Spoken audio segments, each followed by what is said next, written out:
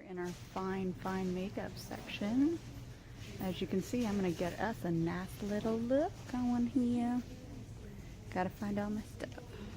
Okay, so on our little trip at the Dollar Tree, I went and got $22 worth of makeup, as you can see, and that includes makeup wipes, some little Wet n Wild brushes. A lot of times they'll sell brushes there, but just to kind of make it easier, I always suggest using brushes. That includes a sponge as well, the little pack of sponges. We have our foundation or BB cream. I'm not sure which one I'm going to use yet. I got to kind of see the consistency.